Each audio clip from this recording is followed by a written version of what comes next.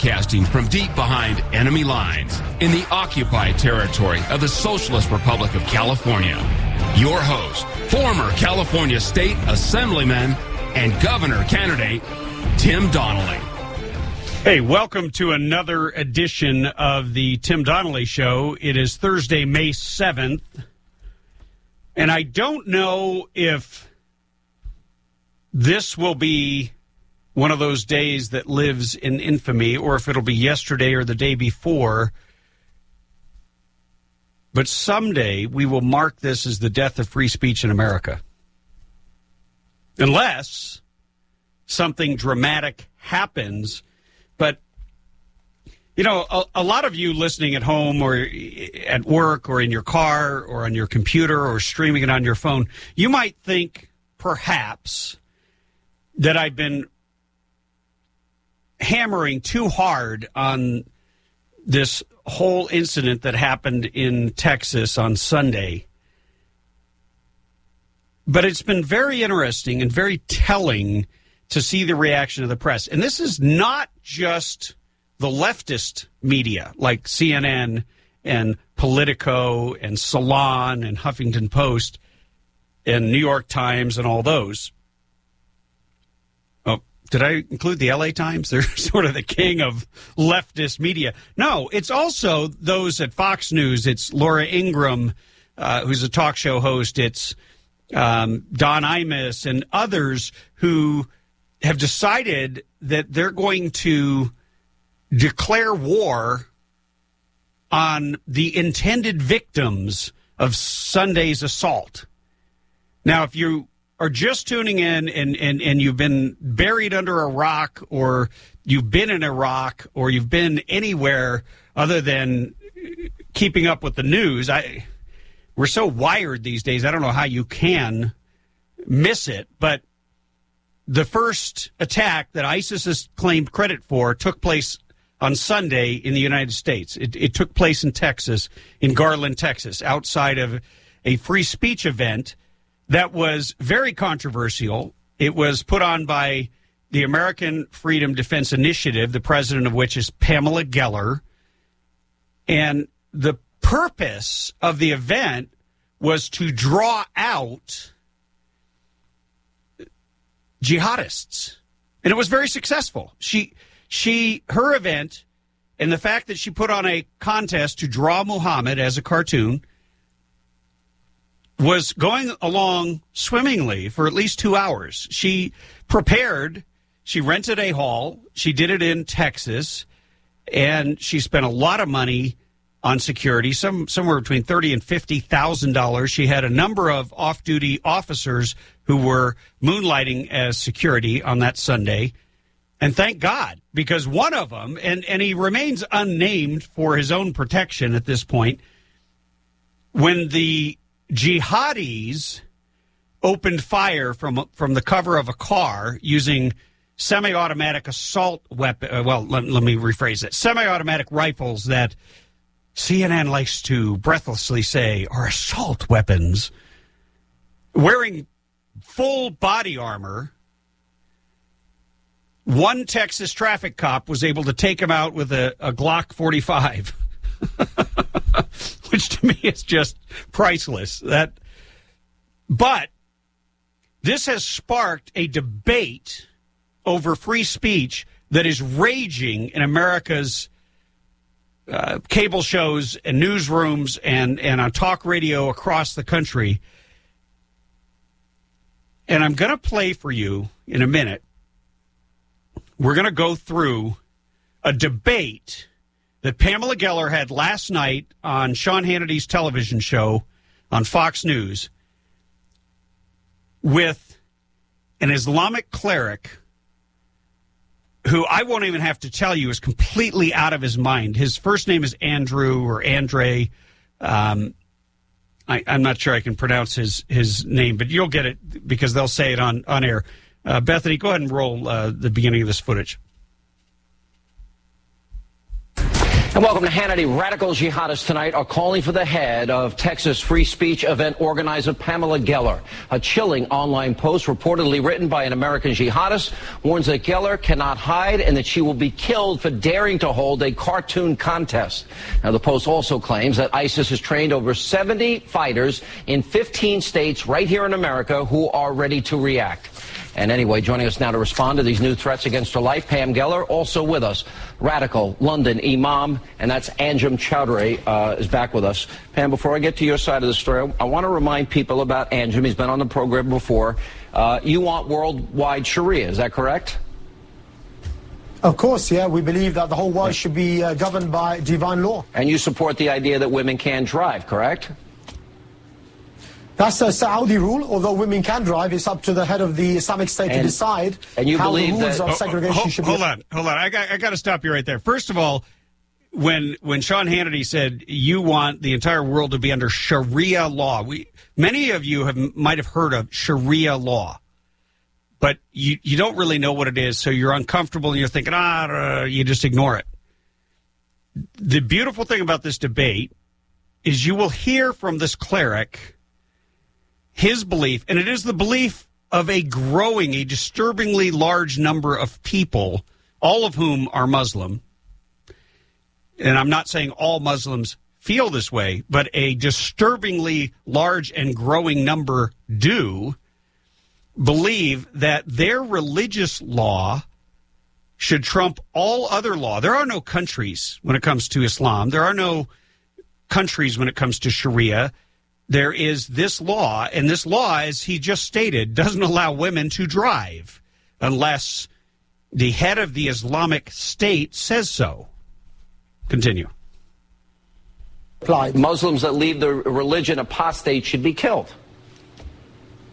Well, of course, the Prophet said whoever changes his din, kill him. So this is the job of the state to implement. And gays and lesbians should be killed. I'm just reminding my audience of your position. Gays and lesbians, the penalty for that is death, correct? Well, if they do the act publicly and there are witnesses, it does carry capital punishment, yes. Okay. Now, let me go to you, Pam. This is a serious threat. Basically, a fatwa, a death threat, has now been issued. Your reaction to that, have you had any contact with the FBI? They have not contacted me, but of course we've now increased my team. I have a team now, private security, and NYPD counterterror has been in touch with me. In touch with you. And so yes, we'll all be working together. Did you reach out to the FBI? I did. And the Homeland Security hasn't gotten a hold of you? The FBI hasn't gotten a hold of you? No, and this is interesting because this is a terrorist threat. And the FBI, President Obama, should provide security. There's no question about it, because he created an environment that raised the stakes on this. If you recall, I had a free speech conference on September 11th in 2012. I had Lars Vilks, a cartoonist there. It was for freedom of speech. Yeah. And the fact is...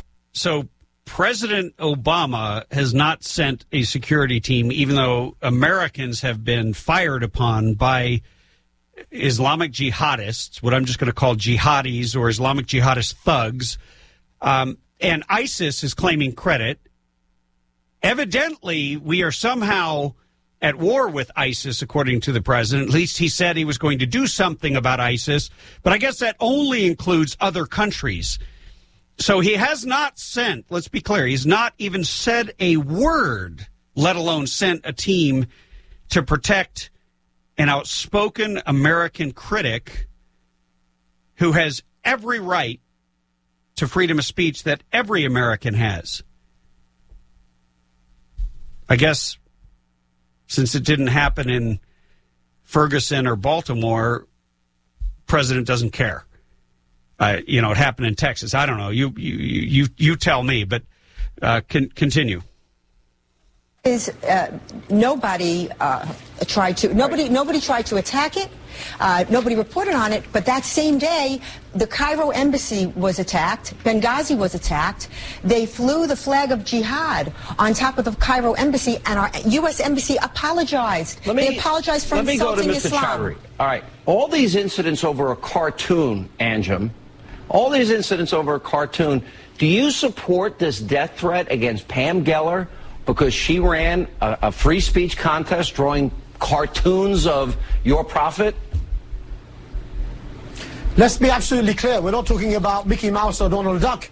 You're talking about people who deliberately had a competition to insult the Messenger Muhammad sallallahu alaihi wasallam. To make cartoons. If you saw the cartoons so that you were support drawn, the death. If you saw the cartoons, just bear with me, Sean. If you saw the cartoons that Charlie Hebdo drew, you would understand the anger. And now this woman wants to draw cartoons or have people draw cartoons to insult the Prophet, knowing full well that this carries the death penalty in Islam. So definitely, she's asking people to attack. You support the death penalty for Pam Geller, security on the day. who's not Muslim. You support the death penalty because she had a cartoon contest. Is that how frail you are in your faith, that you feel so insecure?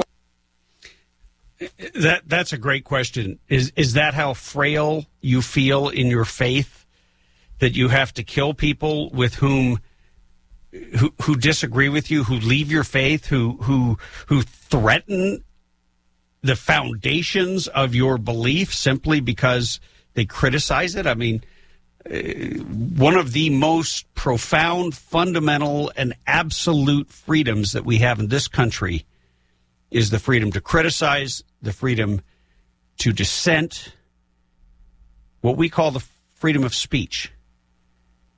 And that's what this is about. We're going to play more of this tape.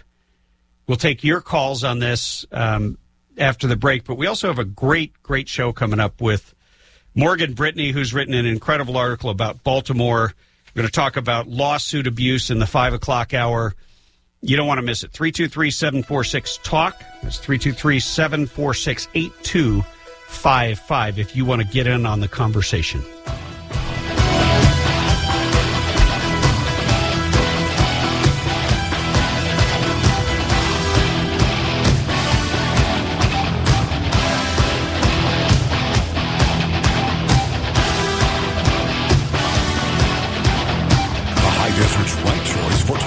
Talk 960. Hey, if you find yourself in my hometown of Twin Peaks, don't leave without stopping by the grill at the Antlers Inn. It's right in the heart of Twin Peaks. They serve dinner every night. They're right there at Highway 189 and Bear Springs Road. They have the best steaks, the best sushi. No matter what you have, make sure you call ahead for a reservation. 909-336-2600. 909-336-2600. And tell them Tim Donnelly sent you.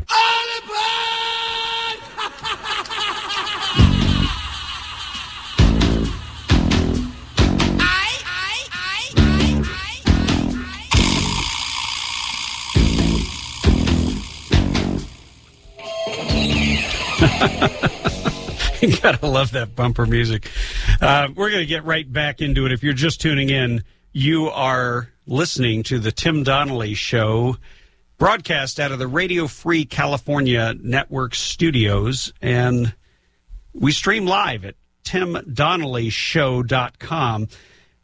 Prior to the break, we're listening to a clip of Pamela Geller, who, if you haven't heard, was involved in, well, she hosted a free speech event that was very controversial because the purpose of it was to draw cartoons of Muhammad, and for a very specific purpose, which I like the fact that Pamela Geller actually gets to, which is to provoke the hypocrisy of the left and the media and even many on the right who refuse to understand or investigate what's really going on, because there are many, in addition to those who are willing to kill in the name of Islam, there are many who believe ultimately that they will prevail by bringing everyone under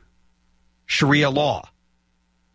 And rather than let me tell you, I'm going to let you listen to the Islamic cleric Anjem Chowdhury, who is debating Pamela Geller on the Sean Hannity show. Go ahead and continue the tape. It's not about me. It's about the divine law. Your prophet cannot withstand a cartoon being drawn about him? That will carry capital punishment, Sean. So you want that? You support the death penalty? You want to kill her? And the sunnah of the prophet. You want her to die? You know what?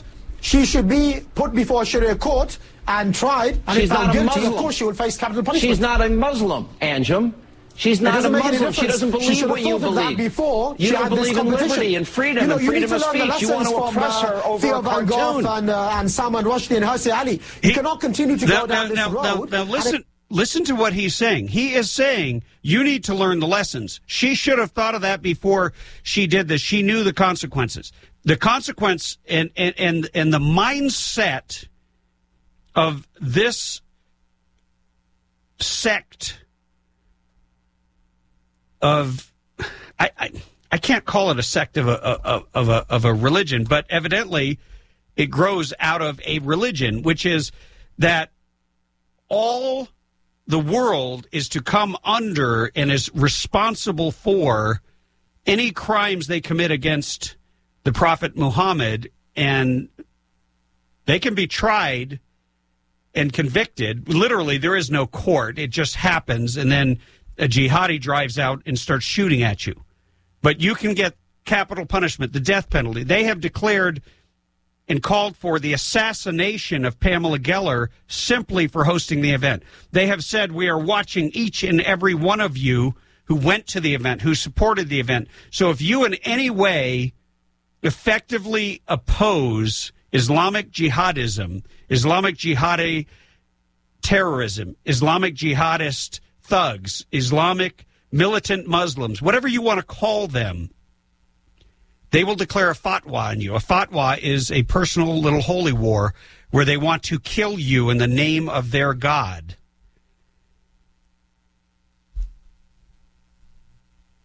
It's not about me. It's about the divine law. Your prophet cannot withstand a cartoon being drawn about him. That will carry capital punishment, Sean. So you want that? You support the death penalty? You want to kill her? And the Sunnah of the Prophet. You want her to die? You know what? She should be put before a Sharia court and tried, and if found guilty, of course she will face capital punishment. She's not a Muslim, Anjem. She's not a Muslim. She doesn't believe what you believe. You don't believe in liberty and freedom and freedom of speech. You want to oppress her over a cartoon. And Salman Rushdie and Hirsi Ali. You cannot continue to go down this road and expect the Muslims to stand back. You know, I would retaliate if someone insulted my own mother, let alone the Prophet, who I adhere and, you know, I love 100 times more than my own family. So if anybody says anything against your Prophet that you don't like, if someone attacked his mother, what about the Prophet? If somebody says something about your Prophet that you don't like, you want them dead. Any prophet.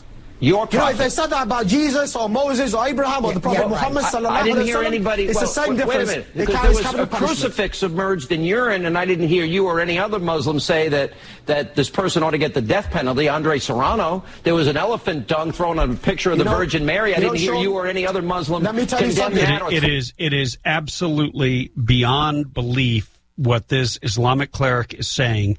He is making the point that Pamela Geller was very articulately, very effectively trying to make, but being criticized and demonized all over the American media. Unbelievable. They blame the victim. It's funny. The left always talks about, they seem to want to make everyone a victim, but here they want to make the intended victims of this murderous attack in the name of Allah, these jihadis who shot at and tried to kill some American citizens in Texas. But I hope, just as their efforts failed, that this effort will fail to quell free speech in America. More coming up after the break.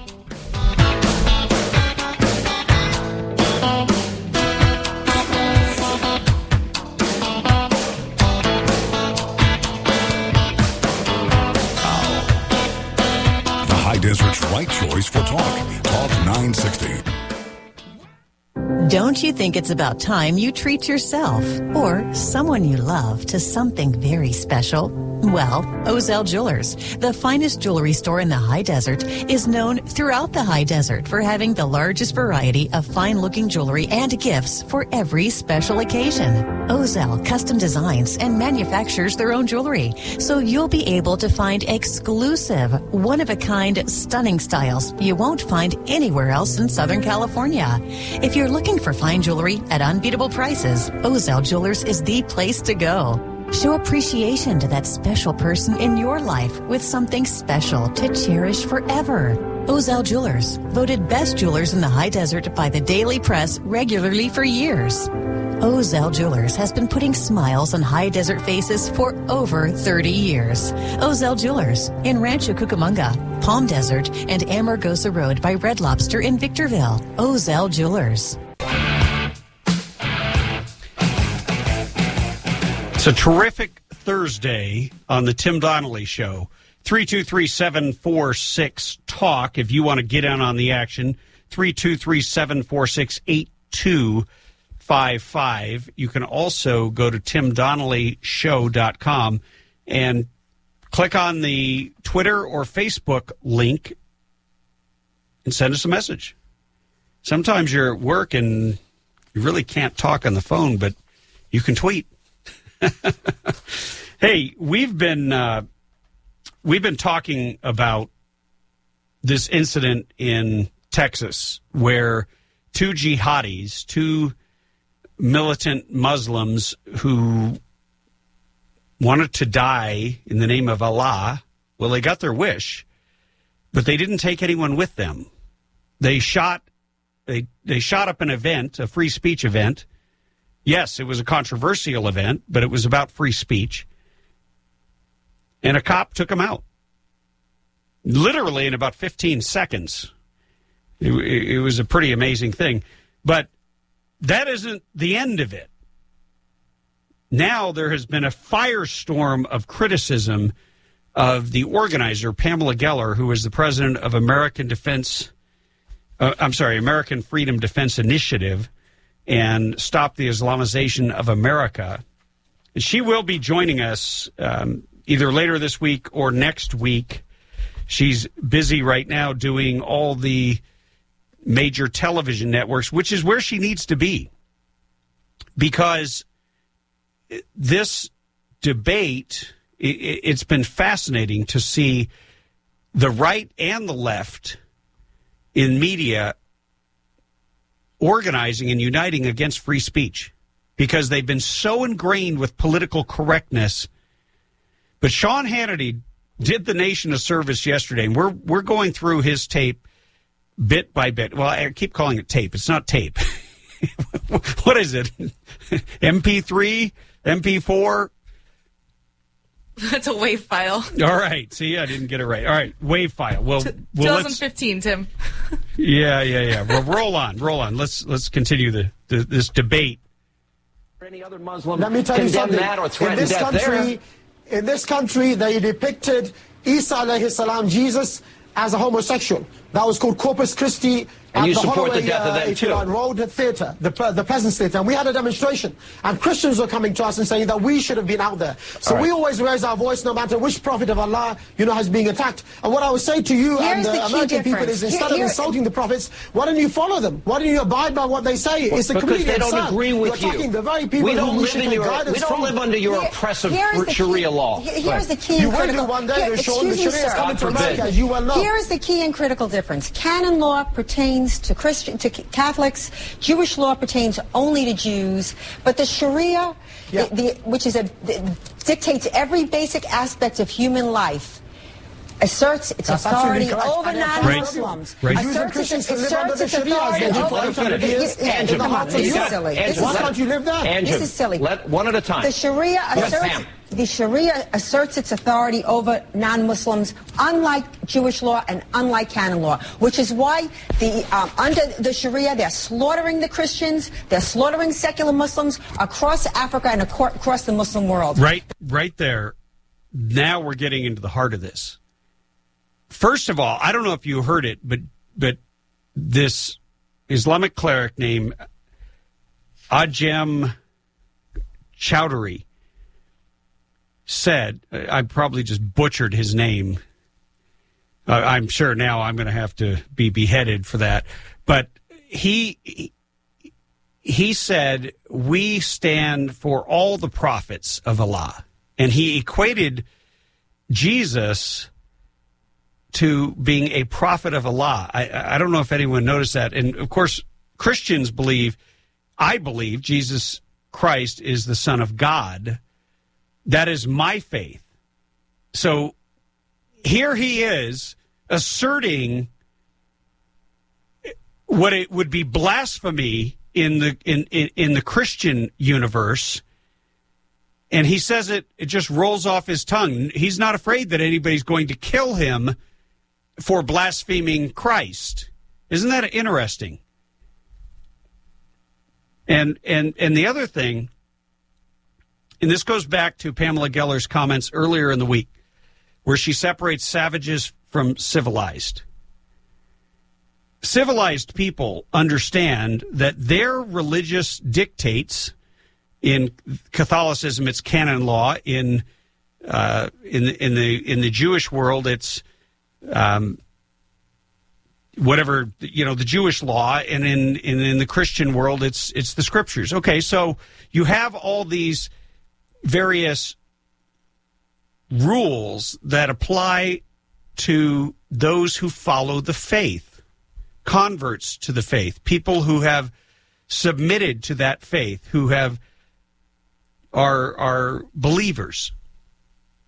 But this man, this cleric, and a whole lot of other people like him believe that their religion is the only religion, and therefore they have the right to kill everybody who does not follow. And they just come up with a bunch of different excuses. Fact is, in that fatwa that was issued against me, my name is preceded by Khanzir. Now, Khanzir means pig. It's the word Muhammad used before he slaughtered beheaded hundreds of Jews. So to first say to the liberal media that this is not religious is absurd and obscene on its face. To blame me and say that my cartoons are controversial, excuse me, murdering cartoonists is controversial.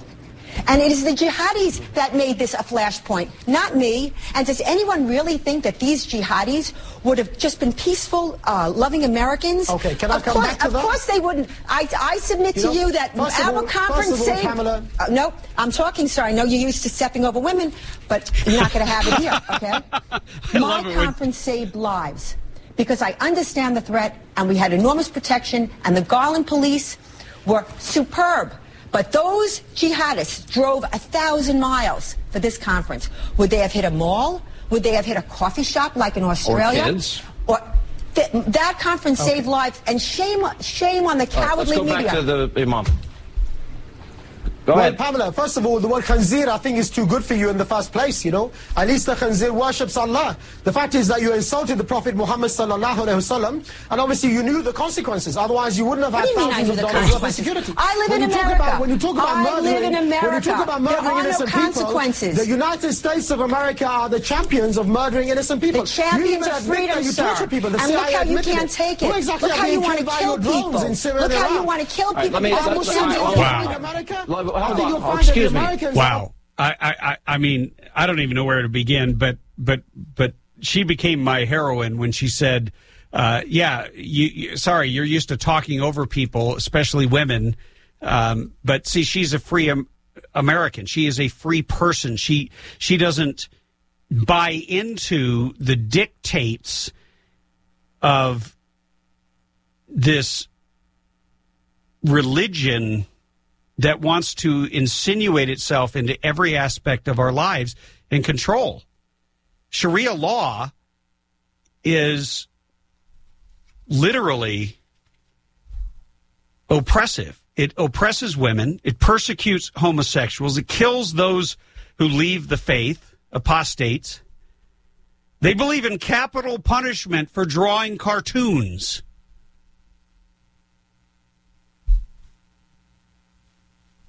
They're occupying Muslim Mr. land. Mr. Chowdhury. They are the ones who killed up to 1 million people in Iraq and Afghanistan. You have the name of one at a time. Americans and others in self-defense. Let me ask you a question. We have watched, in the name of your religion, your so-called prophet, we have seen people's heads cut off. We have seen girls kidnapped. We have seen girls raped. We have seen girls thrown into slavery and impregnated by radicals in the name of your religion.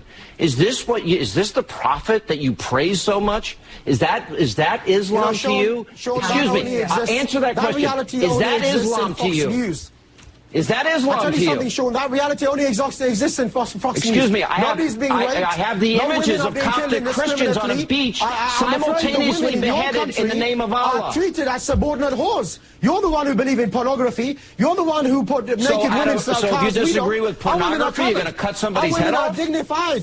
I'm sorry, Sean, you're living in a cuckoo land. That is Fox News. I'm living in cuckoo land, and you rape young girls and kidnap young girls in the name of Boko Haram and Allah? No women are being raped.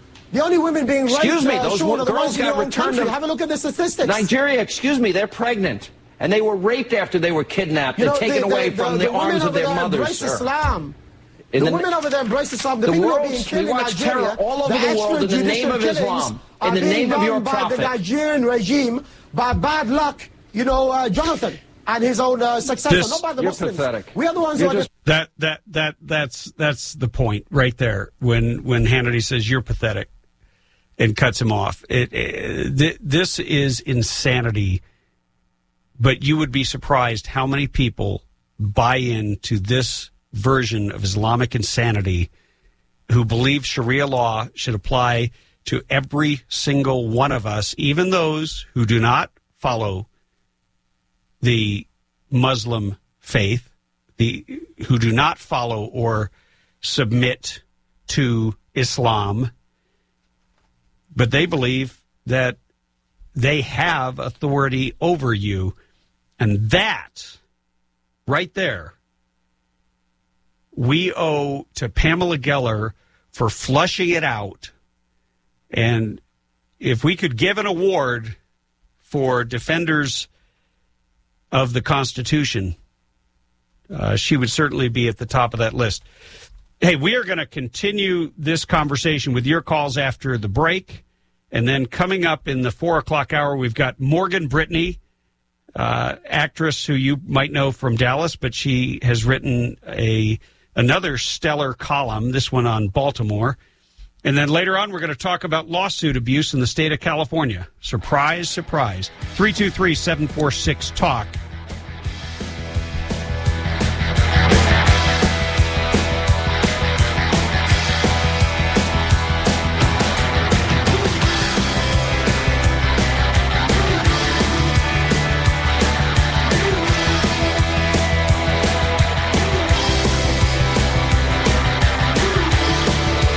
Desert's right choice for talk. Talk 960. If you've been listening long to the Tim Donnelly Show, you know that we talk constantly about defending freedom and about defending our natural inalienable rights. The Firearms Policy Coalition is a partner of the Tim Donnelly Show. But more than that, they're on the front lines every day in Sacramento and all across the state, in the courts, defending your Second Amendment right. That is a natural right that the government merely acknowledged in the Second Amendment. If you value your freedom, then you need to join Firearms Policy Coalition. Become a member. I'm a member, and I'm happy to support an organization that is doing such an incredible job. Go to joinfpc.org. The Tim Donnelly Show sent you. Or go to timdonnellyshow.com and click on the FPC link to make it easy. But whatever you do, join today. FPC.org.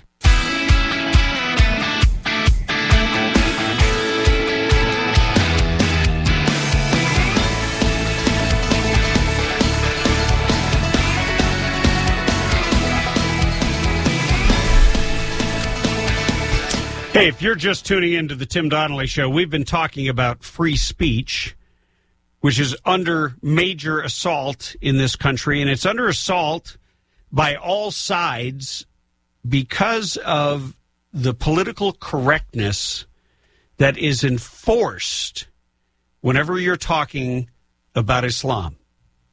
And Pamela Geller has been one of the most outspoken individuals on the planet when it comes to this issue. She now has a death threat, a fatwa that has been declared. ISIS claims they have 71 combatants or 71 disciples in the United States in 15 separate states, and 23 who are willing to commit jihad or basically go kill themselves or blow themselves up in the name of whatever the heck they blow themselves up in the name of, getting to whatever they call heaven with 72 virgins or whatever. It doesn't make any sense maybe to you out there working and driving home from work, and maybe you're more worried about how you're going to pay the mortgage or whether you're going to be putting money away for your retirement or your kids' college. But this is a threat that we cannot ignore. It's a threat to everyone, even those who don't believe they have anything to do with it. Because in the Quran, they have the right, under their law, to kill anyone, including the innocent children of anyone they describe as an infidel. And you are an infidel if you do not ascribe to their faith. And they're serious about murdering people. You've seen it all over the world. See, when it happens, and in this last clip we played, Sean Hannity referred to it, when it happens to Coptic Christians on a beach 9,000 miles away, you know what Americans do? They change the channel. They see it on Facebook. Oh, I don't want to see that. I want to see pictures of people's cats. I want to see a photograph of your food. How many people put food all over Facebook? I want everything to be about like what Seinfeld is about. Nothing. Our quotidian daily lives. Yeah, that was a French word. Quotidian. It means daily. Nonsensical, sort of every day. So we don't relate to the simultaneous beheading of dozens of Christians simply because they're Christian, because it's happening over there. And we know that between them and us stands an army, a navy, an air force, Marines, special forces. But the problem is it's happening here. Now, not next week, not next year, not after you're dead. It happened on Sunday.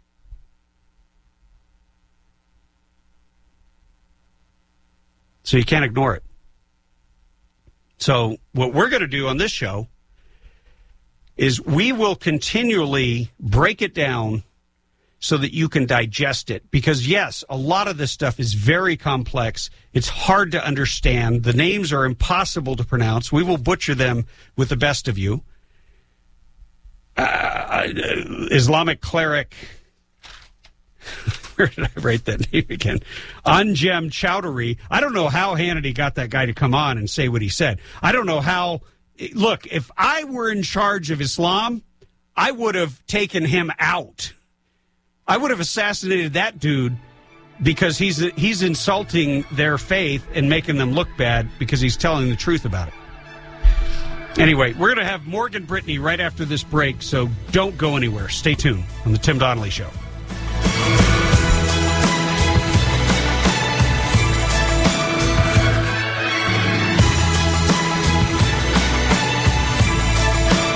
High Desert's right choice for talk. Talk 960. Hey, if you like what you've been hearing on the Tim Donnelly Show, then support it. If you own a business, we have a tremendous audience, not only on air, but also online. And we've got a great social media presence, and you can participate in all of that by simply picking up the phone and calling 760-244-4444. That's the office line to Bethany, who can schedule you to come in and record your own commercial, or you can send us a script and I'll read it. Whatever you do, you got to act now, because your future customers are my loyal listeners.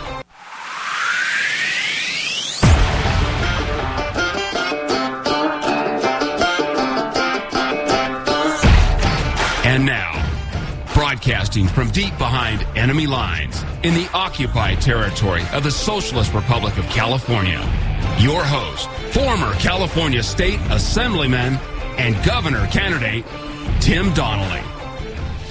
Welcome back to the Tim Donnelly Show on the Radio Free California Network. We stream live at timdonnellyshow.com. And you can call in at 323-746-TALK. That's 323-746-8255. It's probably best for you just to lock that into your cell phone. And that way you can call in without even thinking about it. Well, no. We want you to think about what you're going to say, but you won't have to think about what the number is. We're going to switch gears here and bring on a friend of mine who is not only an amazing actress, but also a great American and somebody who doesn't need much introduction. She is a very accomplished American actress in film, on television, on the stage, and most notable probably for the character she played in Dallas, Catherine Wentworth. She was a scheming younger sibling to Pamela Ewing. And but you know what?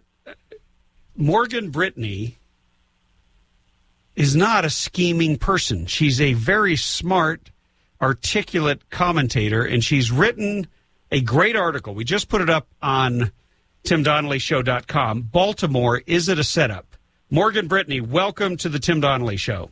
Hi, Tim. How are you? I am doing fantastic. I think I can't believe that I get to rant for a living, but I ranted my way through the first hour on freedom of speech.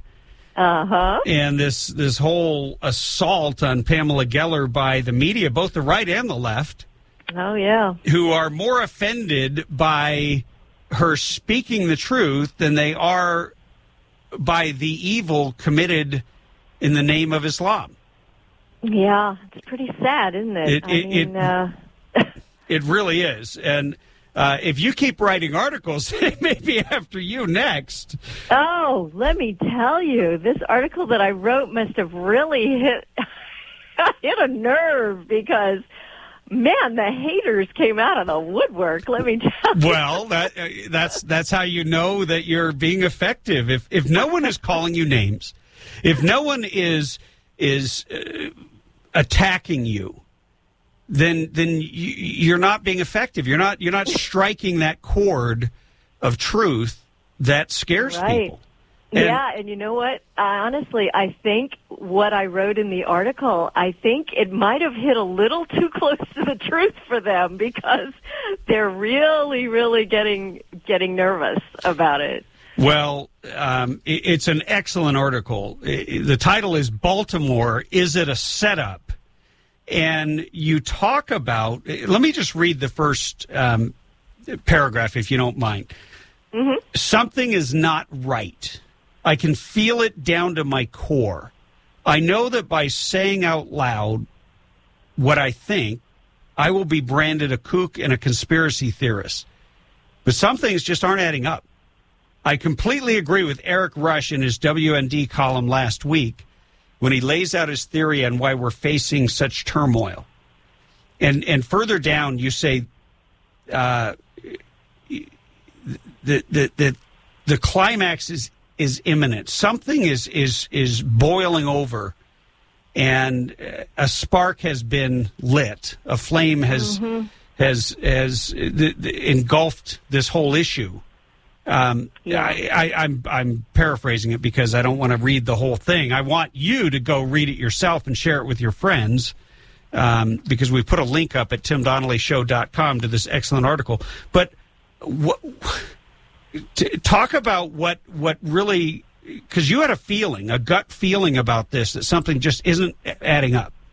Yeah, it's not adding up. Look, the racial division in this country is at a height that I haven't seen since the 1960s. I lived through the 60s. I lived through the Watts riots here in L.A.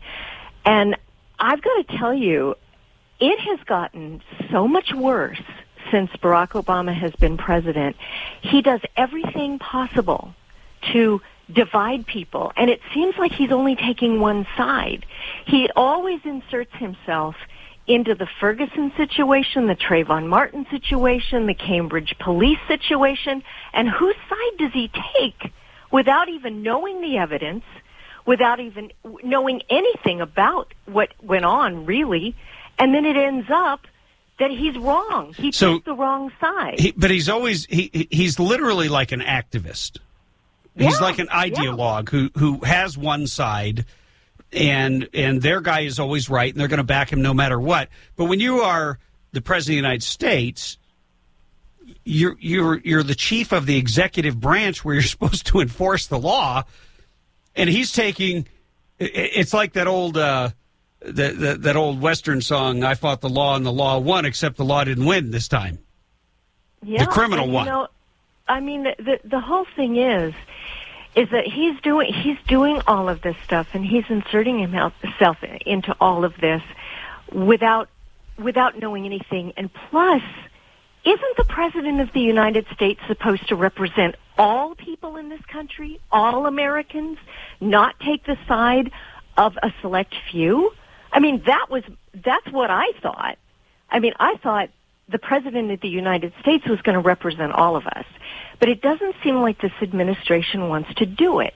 And what really concerns me is the fact that Al Sharpton has now become the buddy-buddy at the White House, going back and forth. And Al Sharpton, to me, is a race baiter, and he riles people up and brings himself to Baltimore and brings himself to Ferguson just to anger people and get them angrier than they already were.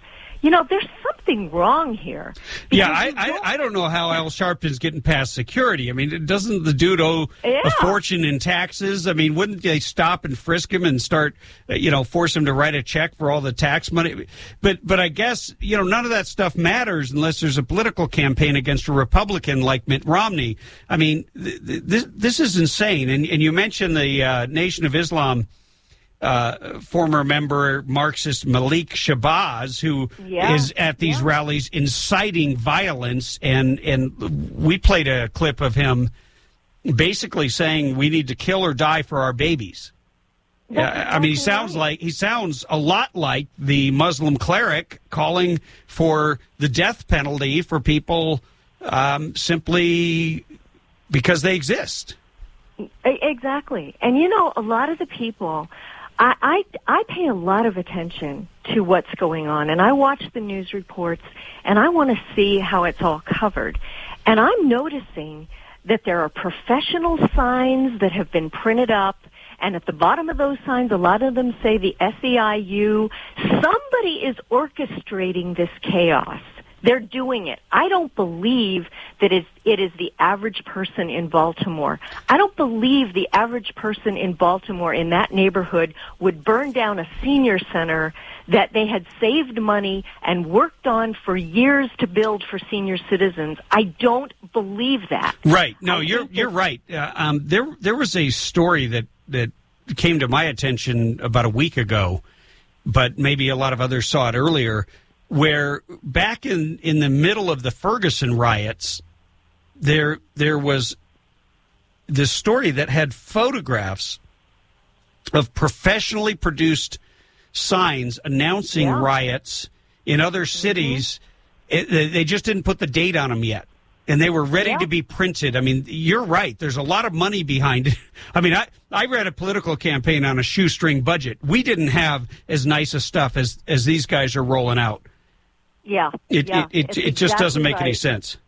No, it doesn't make any sense. And so many people that I know of are scratching their head also about the fact that this prosecutor, state attorney, Marilyn Mosby, I can't remember her last name.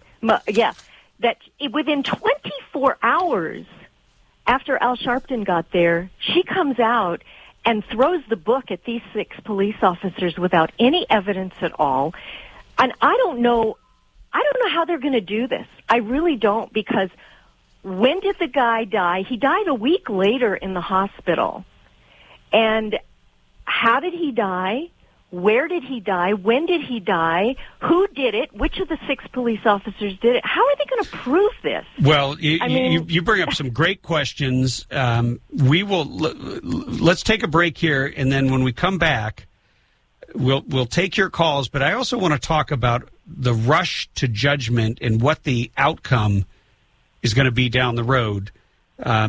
We're talking with Morgan Brittany about her article, which is up at timdonnellyshow.com. So go do a quick read and then call in 323-746-TALK, 323-746-8255.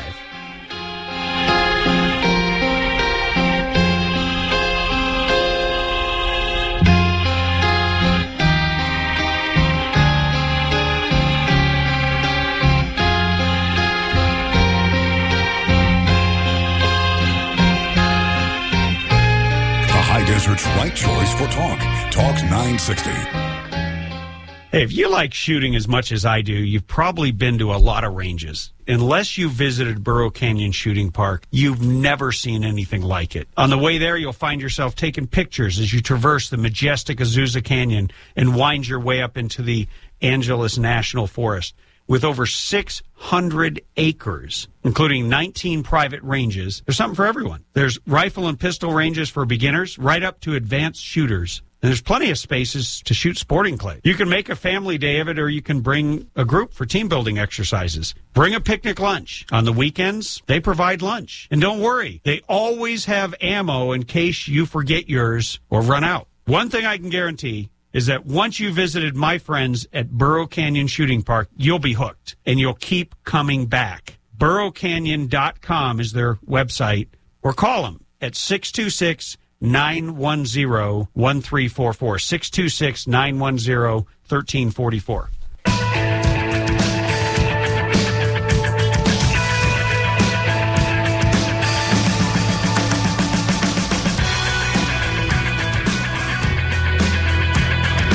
If you're just tuning in to the Tim Donnelly Show, you're just in time to hear the second part of our conversation with actress Morgan Brittany, who has written, what is the right word for this? A very provocative, I guess the truth is provocative. Some might even say it's revolutionary. Well, I don't know. I just know that I speak the truth as I see it. It may be, I do a lot of a hypothetical. What if? I ask the question. I get people thinking, could this possibly be? And I say things because I'm not hired by anybody to say anything, so I can say what I want. I mean, free speech, as far as I know, Tim, it's still out there, right? Hey, we were talking about the death of free speech in America last hour. And, literally for speaking controversial speech about Islam, Pamela Geller has now had her life threatened and has a team of assassins who are now hell-bent on killing her as punishment.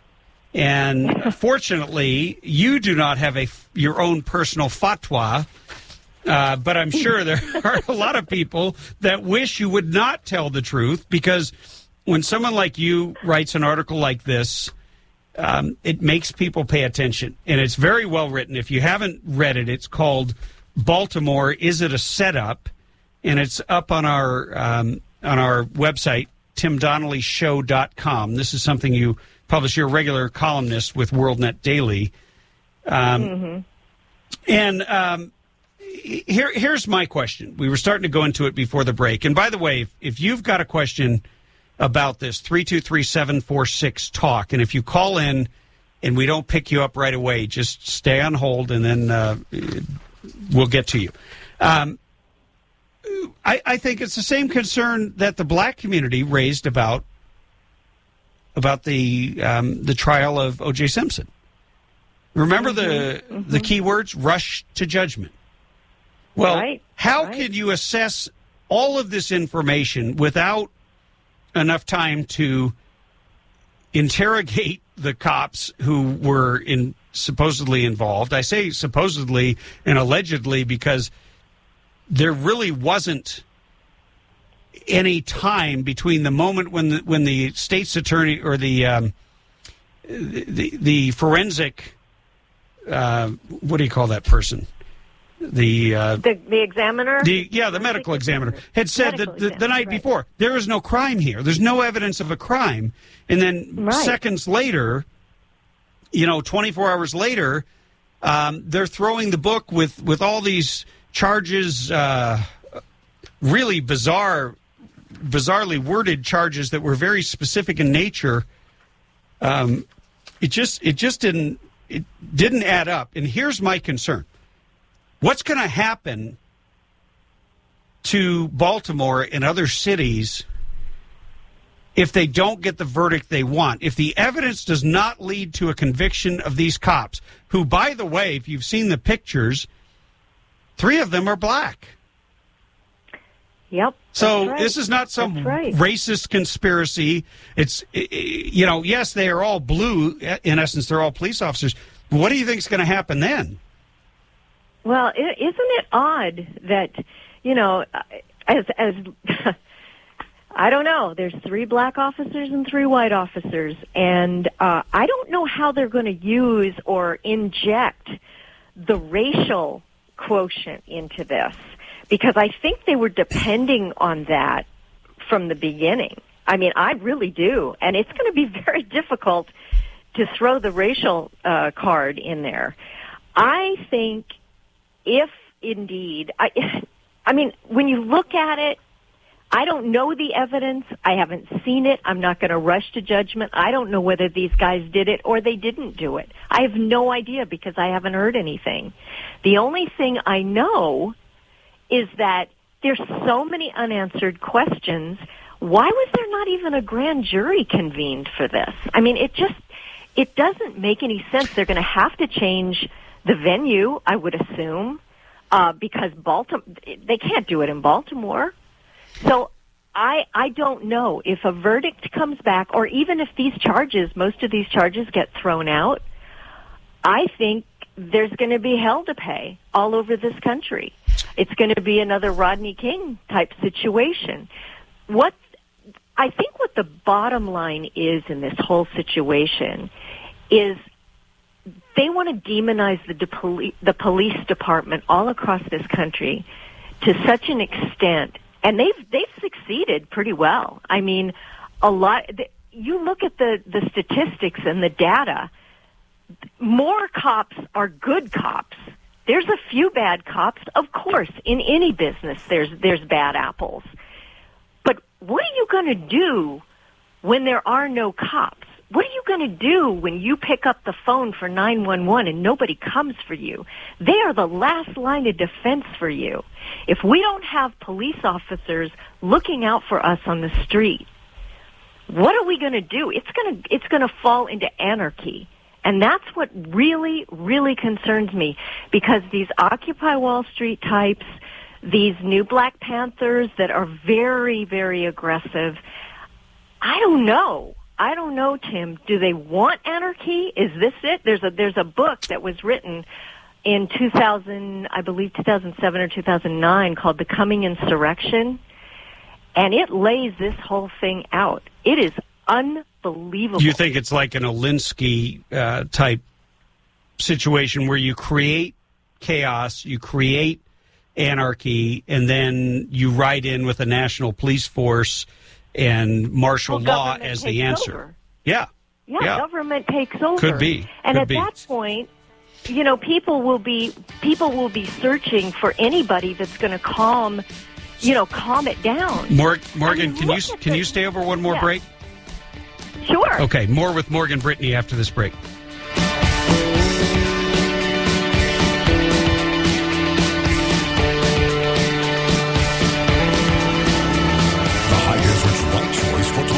Talk 960.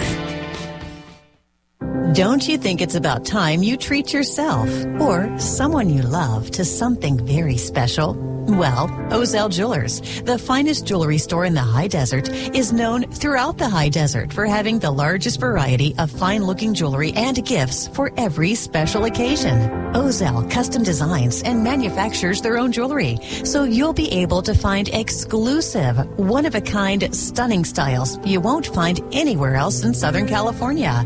If you're looking for fine jewelry at unbeatable prices, Ozell Jewelers is the place to go. Show appreciation to that special person in your life with something special to cherish forever. Ozell Jewelers, voted best jewelers in the high desert by the Daily Press regularly for years. Ozell Jewelers has been putting smiles on high desert faces for over 30 years. Ozell Jewelers in Rancho Cucamonga, Palm Desert, and Amargosa Road by Red Lobster in Victorville. Ozell Jewelers.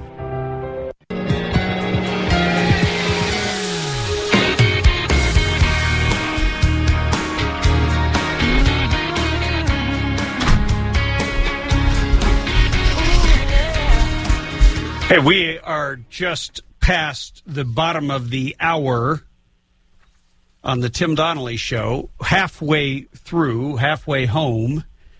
Hey, it's Thursday.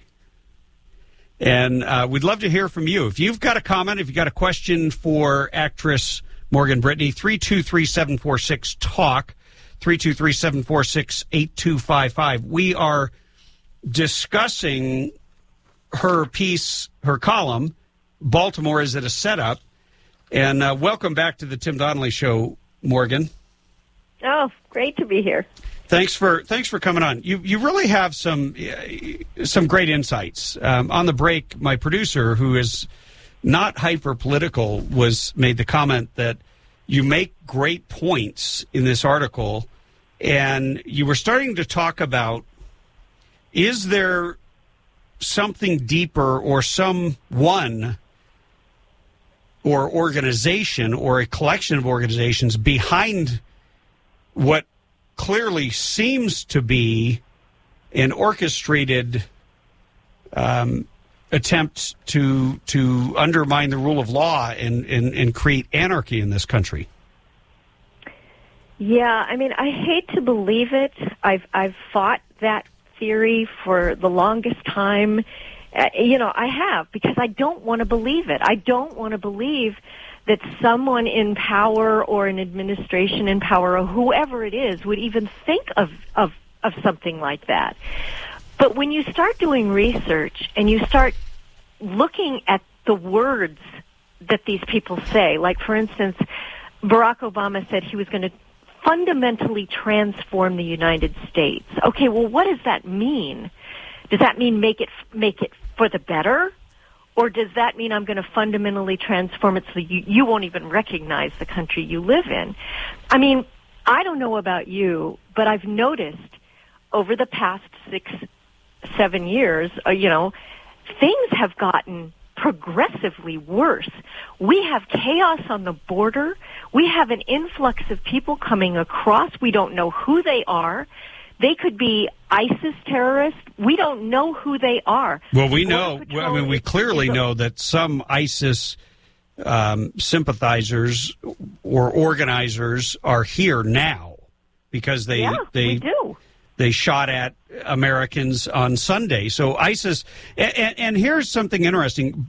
President Obama has been completely silent on that which he should speak.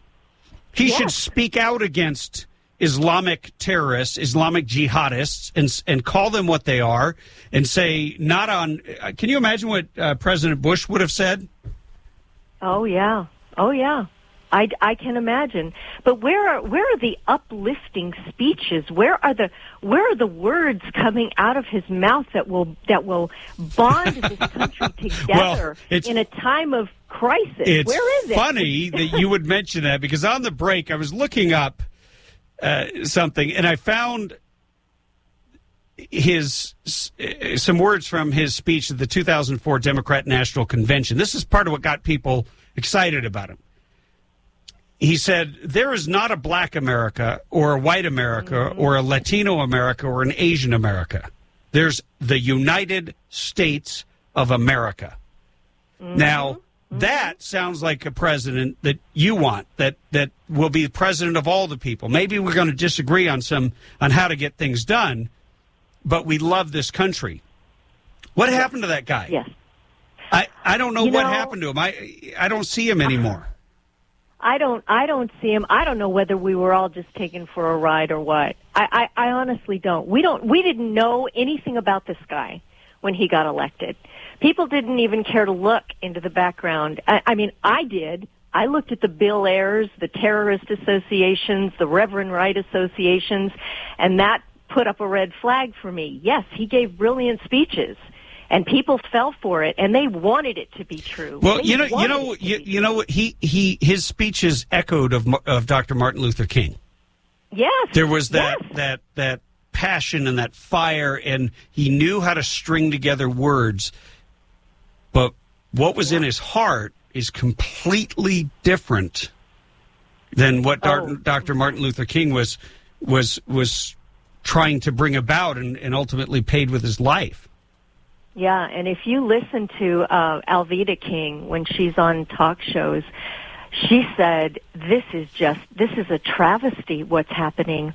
All of the work and the effort and the peaceful message that Martin Luther King had is all being stomped on by these anarchists and these people that just want, they just want to turn everyone against each other. But if you look at this, what's been going on, they're turning black against white, they're turning Hispanics against white, black, they're rich against poor. I mean, everything is a division. They want everybody to hate everybody else instead of bringing it together. And I'm looking at this thinking, what is wrong with this picture? This is absolutely crazy. Do you mind taking a call? Oh, sure. No problem. Hey, Danny is calling from Phelan. Danny, welcome to the Tim Donnelly Show. Hi, Tim. You're on the air with myself and Morgan Brittany. Oh, okay. What's your question? Oh, well, I was just listening to the lady, and she's saying that all these things that are going on, and it's not coincidental.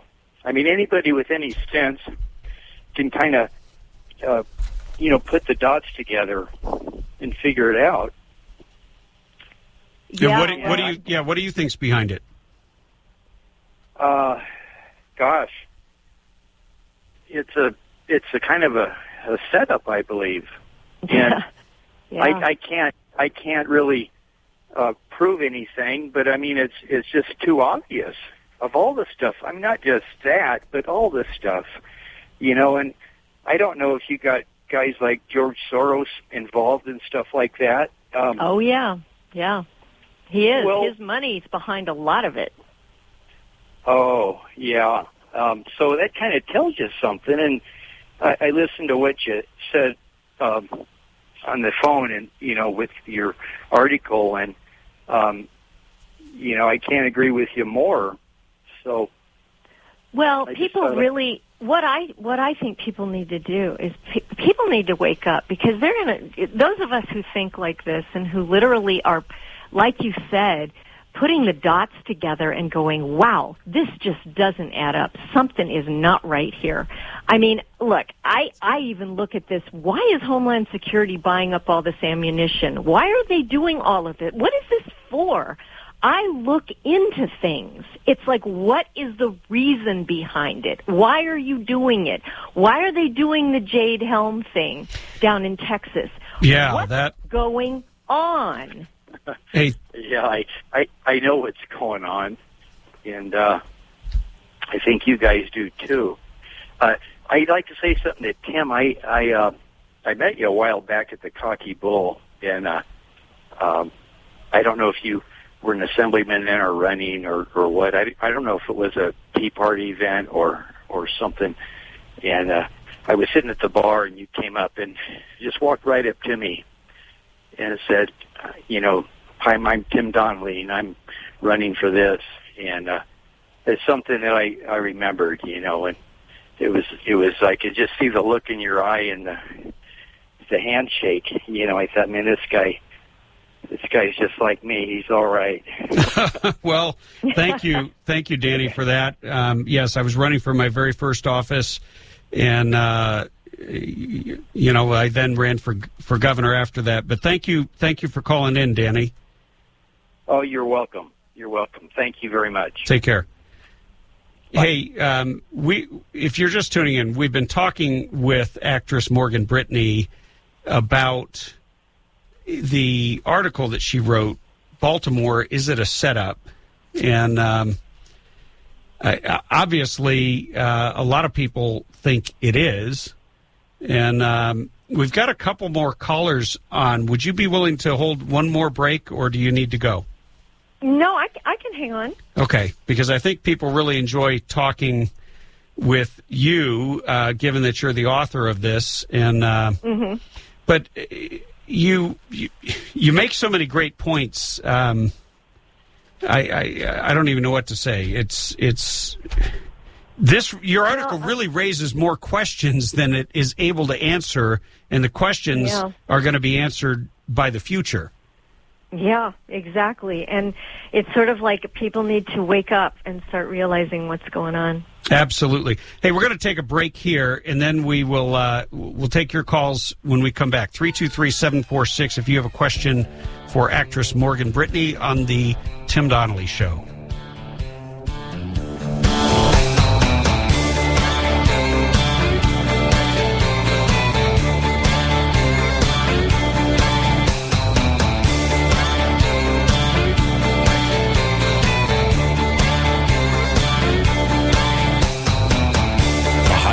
Right choice for Talk 960. Hey, if you find yourself in my hometown of Twin Peaks, don't leave without stopping by the Grill at the Antlers Inn. It's right in the heart of Twin Peaks. They serve dinner every night. They're right there at Highway 189 and Bear Springs Road. They have the best steaks, the best sushi.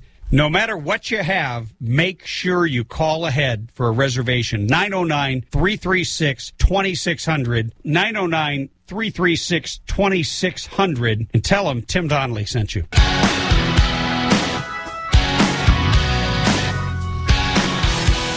Hey, if you're just tuning in, you are listening to the Tim Donnelly Show on the Radio Free California Network. We have actress Morgan Brittany on the phone, and we are taking your calls at 323-746-TALK.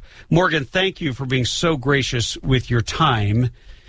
We have two people that want to ask you questions. I'm going to bring on April from Victorville. April, welcome. Hi, Morgan. Hi. Hi, welcome to the Tim Donnelly Show. Oh, thank you so much. Hey, listen, I really love hearing what you have to say, but I have to take a little bit of issue when you said that about Obama just does not add up.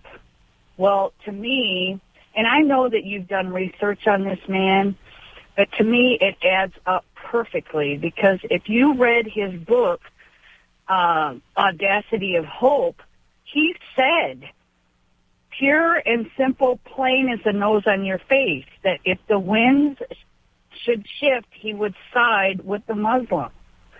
Okay, then when you think about his book, Dreams from My Father, he didn't say dreams of my father. He said dreams from my father. And his father hated everything America stood for. And when he said, like you said, that he wanted to transform America, fundamentally transform America. I mean, as far as I'm concerned, his sole objective is to take America down, and he's doing a pretty good job of it. Oh yeah, no, I completely agree with you. I guess I have a problem sometimes because I tend to give people the benefit of the doubt until they absolutely prove me just wrong. And I tried to do that. I really did. I read a lot of the things about him, but things just didn't sit right with me. Even in the during the election, and everybody kept, it was just like he was the greatest, the second coming, and I still had these doubts in the back of my mind because it just didn't make sense to me. Where did this guy come from? He came out of nowhere, really. What had he ever done foreign policy-wise? What had he ever done other than be a community organizer? Yeah, exactly. And I thought, wow, how does someone rise to becoming candidate for president of the United States just like that? Something didn't fit. Hey, April. And April, thank you for your call. We're going to bring on Alan, also from Victorville. It seems to be something in the water there. Well, I guess no. You probably don't even have any water. Thanks to Jerry Brown. Alan, welcome to the Tim Donnelly Show. Thank you, Tim. I'm enjoying your show today, and I appreciate Mrs. Brittany. I really do, all the hard work you've done. And I was like you, Brittany. I question, what is behind a man that would run for the United States and make the decisions that he's made. Until I read Dinesh D'Souza's book, The Roots of Obama's Rage. It's a playbook. Oh, yeah. Mean, if you want to find out what his next move is going to be, all you have to do is thumb through the book, and you can find out where he's going. Yeah, it's pretty transparent. I mean, the thing is, it's like I don't understand how there are so many Americans who just don't see it. I mean, we are such a divided country right now. Half the people see it and half the people don't.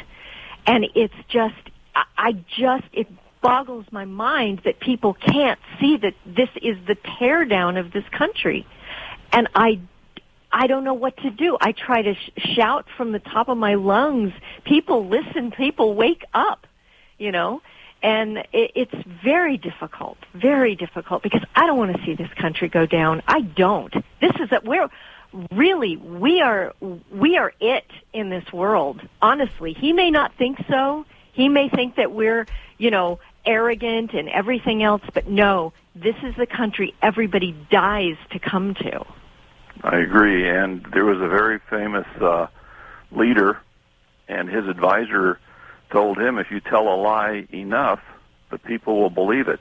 That is very, very true. There's some serious truth. Thank you, Alan, for calling into the Tim Donnelly Show and for bringing your point. Thank you for your show, Tim. No, absolutely.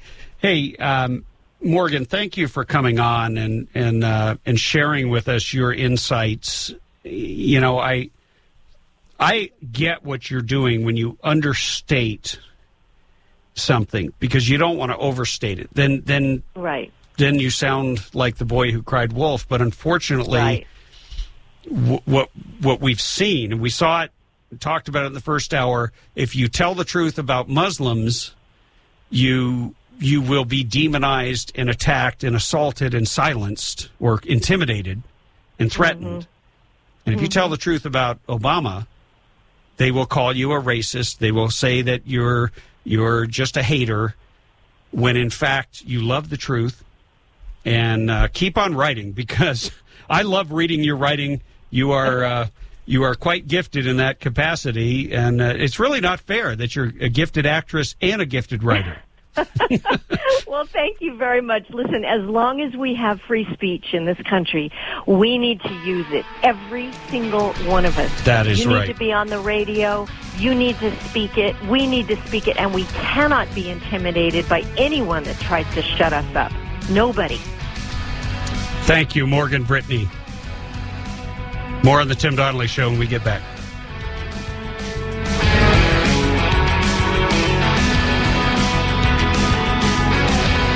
High Desert's right choice for talk. Talk 960.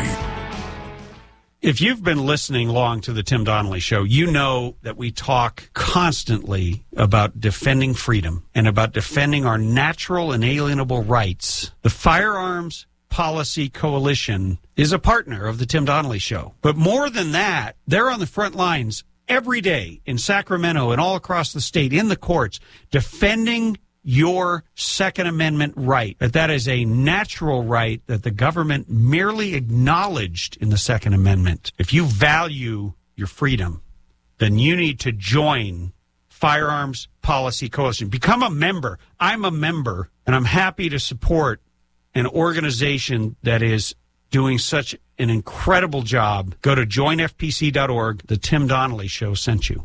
Or go to timdonnellyshow.com and click on the FPC link to make it easy. But whatever you do, join today. FPC.org.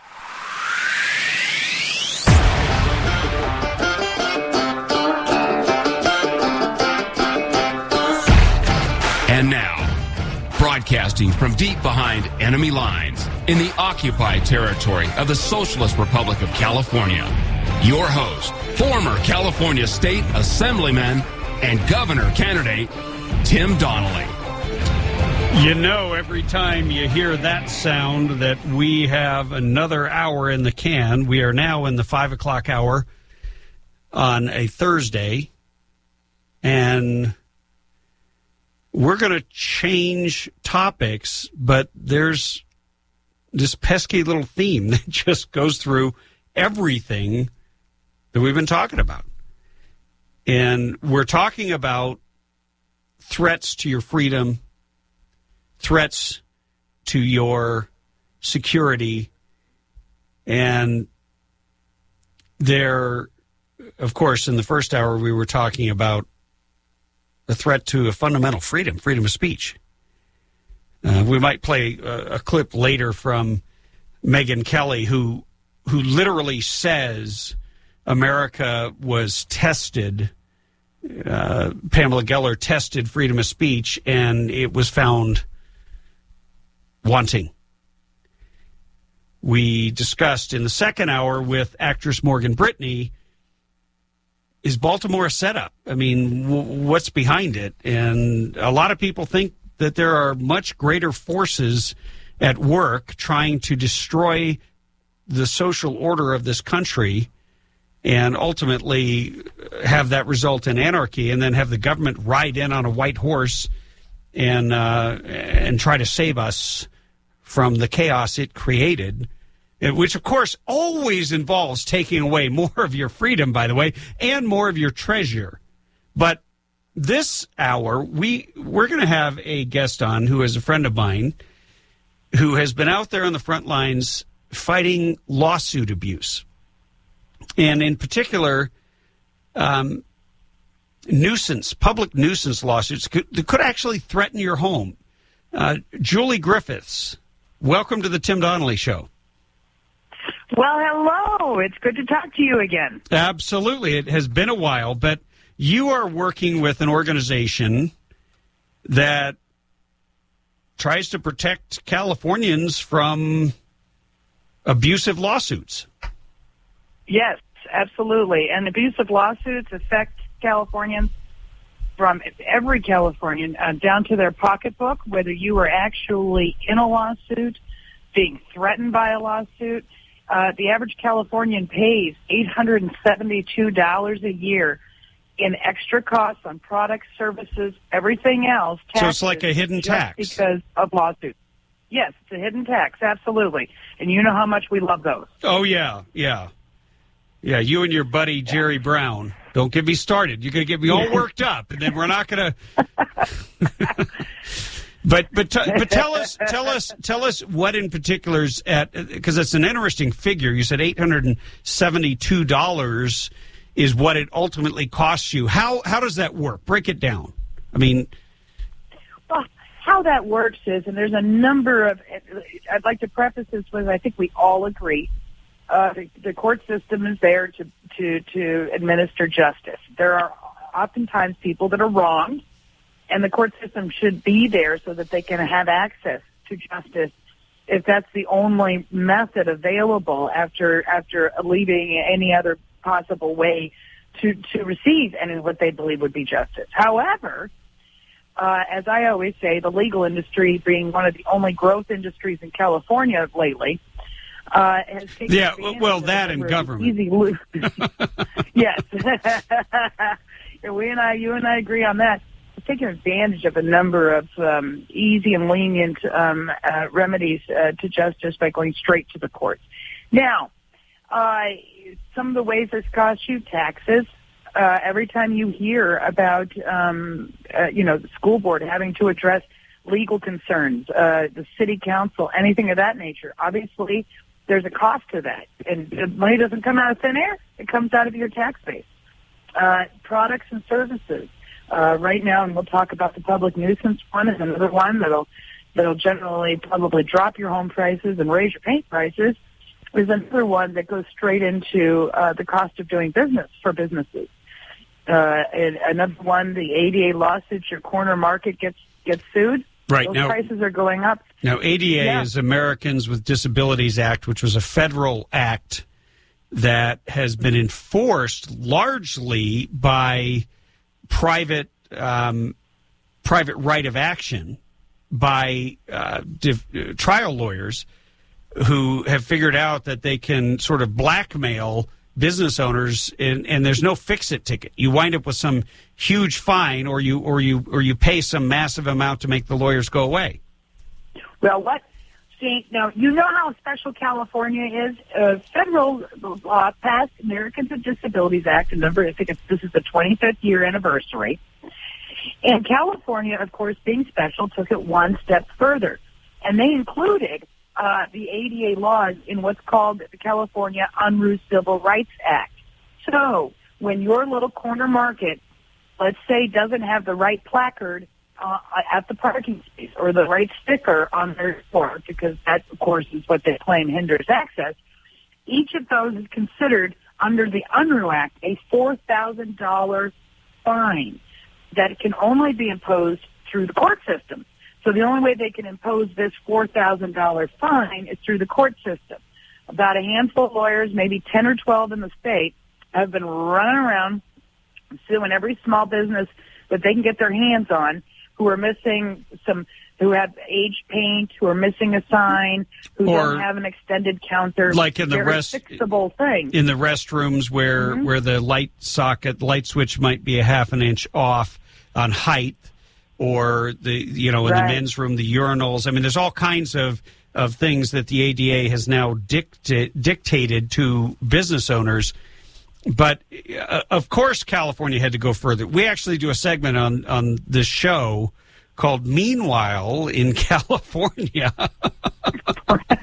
We're trying to figure out the right theme music for it.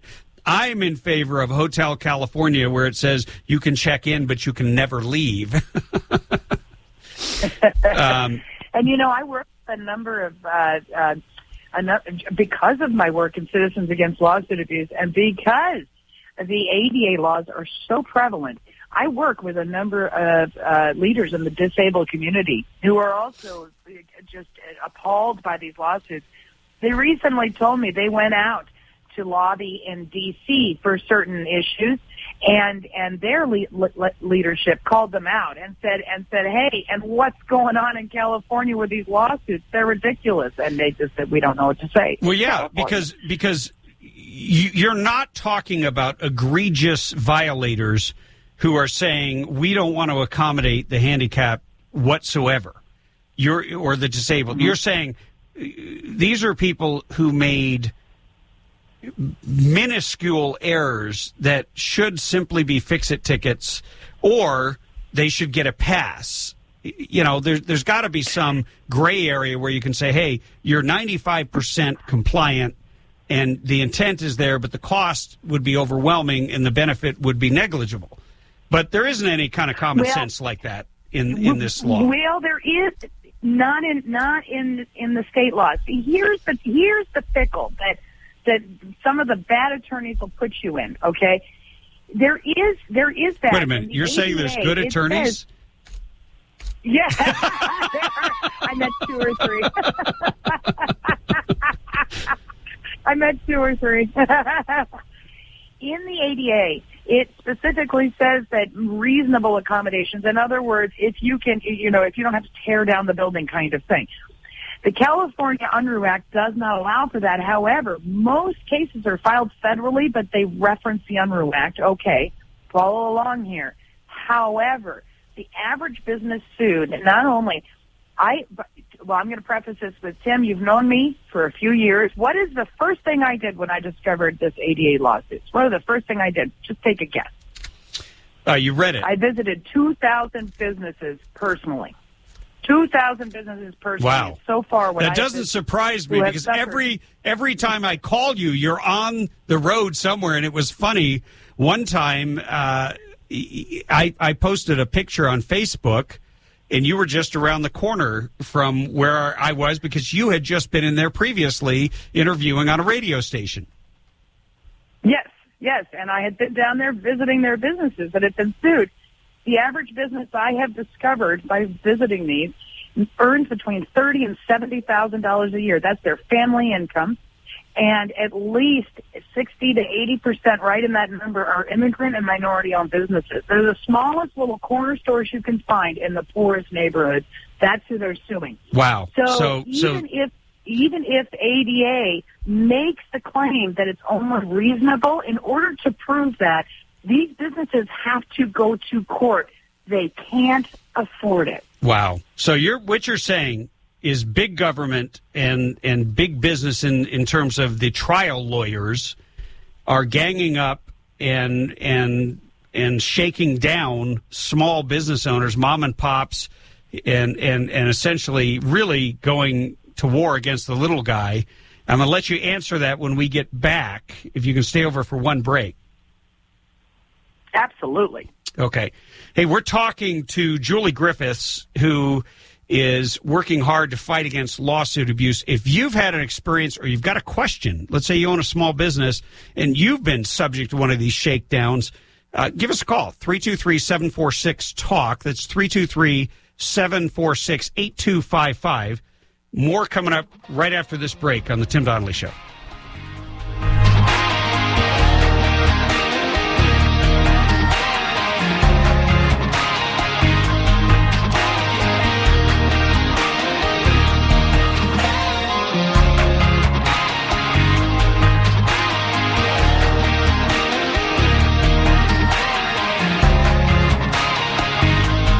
High Desert's right choice for talk. Talk 960. Don't you think it's about time you treat yourself or someone you love to something very special?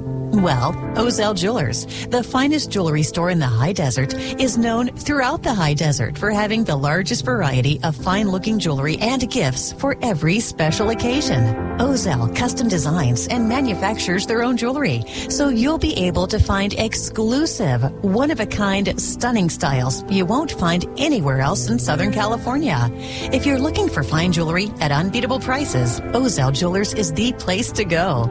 Show appreciation to that special person in your life with something special to cherish forever. Ozell Jewelers, voted best jewelers in the high desert by the Daily Press regularly for years. Ozell Jewelers has been putting smiles on high desert faces for over 30 years. Ozell Jewelers in Rancho Cucamonga, Palm Desert, and Amargosa Road by Red Lobster in Victorville. Ozell Jewelers. Hey, if you find yourself in my hometown of Twin Peaks, don't leave without stopping by the grill at the Antlers Inn. It's right in the heart of Twin Peaks. They serve dinner every night. They're right there at Highway 189 and Bear Springs Road. They have the best steaks, the best sushi. No matter what you have, make sure you call ahead for a reservation. 909-336-2600. 909-336-2600. And tell them Tim Donnelly sent you.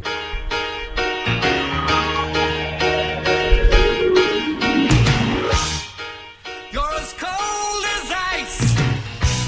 You're willing to... This song does not refer to you, Julie, if you're just tuning in to the Tim Donnelly Show. We are talking to Julie Griffiths, who is a warm human being, and she is fighting for the little guy.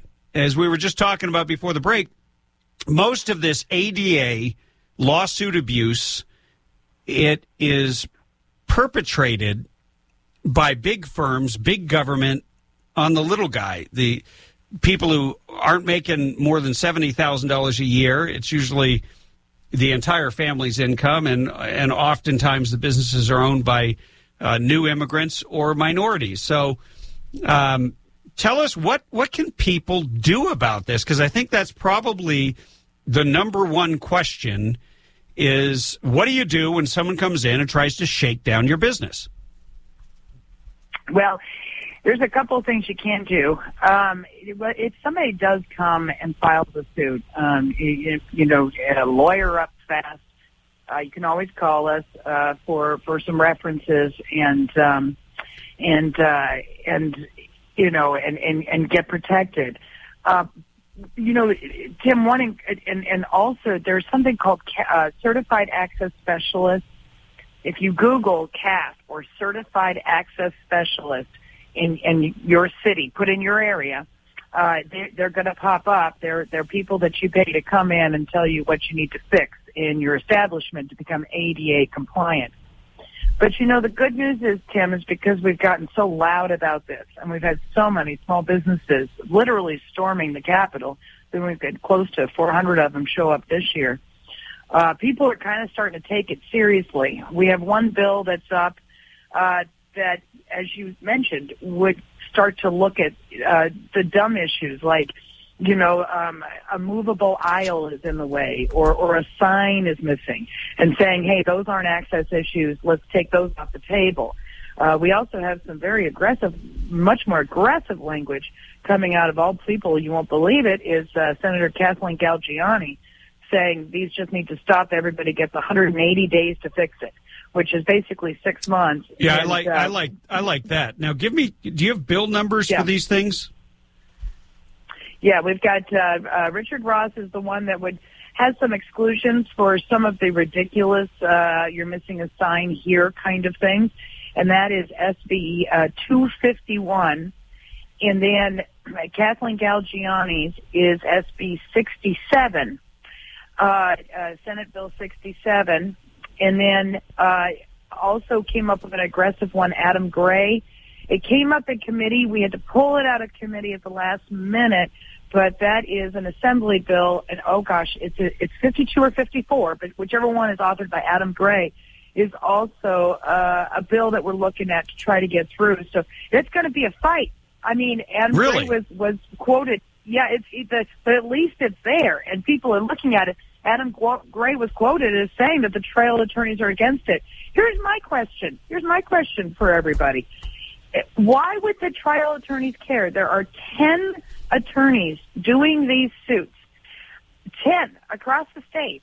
Why would the trial attorneys stand up against these 10 that are taking advantage of the weakest and smallest businesses? That's a good question. That's a good question. If you're a trial attorney and you've got the answer, call in at 323-746-TALK. But if you're a business owner and you've been either a victim of these or you're concerned about it and have a question, 323-746-8255.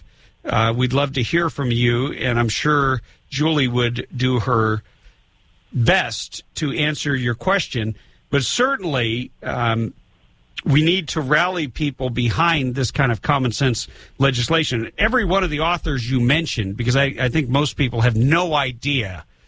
It's kind of like, have you ever talked to somebody who's just an ardent fan of a team, and they just start throwing around last names, and you're expected to know every player on that team? Yes. Okay. Well, people who are on the inside of politics do that with the 80 assemblymen and how many? 40 state senators. But most of the public doesn't even know the name of their own assemblyman or state senator. So you've named Richard Roth, who is from the Los Angeles area, Kathleen, who is from Central California, and then Adam Gray, who is also from that region. So these are all Democrats who are pushing. Yes, they are. To push back against. That's very interesting because generally they're the ones who have been in favor of this, in large part because trial lawyers finance a lot of their campaigns. So it's going to be a very interesting fight, and we will certainly follow it. Do you have any more advice or insights or resources do you guys have a website? I put up a post at timdonnellyshow.com with your Facebook page. You got a great Facebook page there, which you guys can go to and share. We have Cala, CALA.com. CALA.com, very simply. Okay. So you can go there, sign up for our alerts. We don't send out a bunch. We send out alerts when we need your letter to come in, or we need you to contact, or there's a bill coming up. So you're not going to get flooded. You'll just get a couple of alerts and keep up that way. Thank you, Julie Griffiths, for coming on and for the work you're doing to fight lawsuit abuse. Thank you. Hey, we will have much more coming up on the Tim Donnelly Show. 323-746-TALK if you want to weigh in.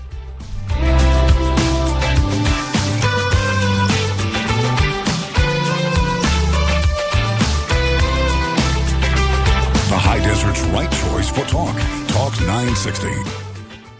Hey, if you like shooting as much as I do, you've probably been to a lot of ranges. Unless you visited Burro Canyon Shooting Park, you've never seen anything like it. On the way there, you'll find yourself taking pictures as you traverse the majestic Azusa Canyon and wind your way up into the Angeles National Forest. With over 600 acres, including 19 private ranges, there's something for everyone. There's rifle and pistol ranges for beginners, right up to advanced shooters. And there's plenty of spaces to shoot sporting clay. You can make a family day of it, or you can bring a group for team building exercises. Bring a picnic lunch. On the weekends, they provide lunch. And don't worry, they always have ammo in case you forget yours or run out. One thing I can guarantee is that once you visited my friends at Burro Canyon Shooting Park, you'll be hooked, and you'll keep coming back. BurroCanyon.com is their website, or call them at 626-910-1344, 626-910-1344.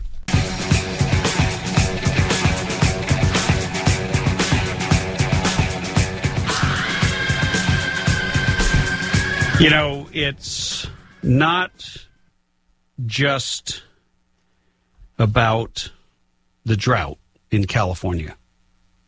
There's also a real crisis in our government. You know, there's a new story out today that California, in spite of all of its bragging under Jerry Brown, Moonbeam Brown, about transparency, that they are one of the last holdouts. They're one of the last states who will not let you know. Here we were talking earlier with Julie Griffiths about all these different laws and all these different, every single measurement that you have to make for, I'm searching for the word here. Help me out here, Bethany, for accommodations in your restaurant, in your business, in the restrooms, anywhere and everywhere at the entrance, the amount of handicap or disabled parking, everything. You're a business owner. You have to know all that. So hopefully you're thinking as a business owner, it's going to be available somewhere so you can download it or look it up online and make sure you're compliant, right? Otherwise, you got to pay some expert to come out who knows all these laws, and there's a legion of what are those creatures that bite you and suck your blood? Leeches. Yeah, there's all these leeches that are just looking to latch on and suck the life out of you if you happen to be brave enough to go into business. And you'd think at the very least they would have to put all of the laws and the regulations and put all of California's expenditures. Wouldn't you like to know what they do with your money? Don't you think that's a reasonable question? I see the Noskinator shaking her head. Do you think it's a reasonable question? I think that's a completely reasonable question. I mean, it should be. I mean, with all the technology we have, Sacramento is only 2 hours away from Silicon Valley. You'd think they would bring in the best and brightest minds to serve the California public, but they don't want you to know what they're doing. So they don't even know what they're doing, but they sure as hell don't want you to know about it. But there is some promising news, because that segues right into my next story. There is some promising news on the secrecy front. The NSA spying on you is finally, there are some lawsuits pending that have determined that some of the NSA's open dragnet, where they spy on everybody, is illegal. Well, thank God somebody believes in civil liberties. So we'll keep you posted on that. But there's also a bill, and there's a little bit of irony to this, because it's Representative Jim Sensenbrenner of Wisconsin, who was pilloried when he actually wanted to build a secure fence at the border.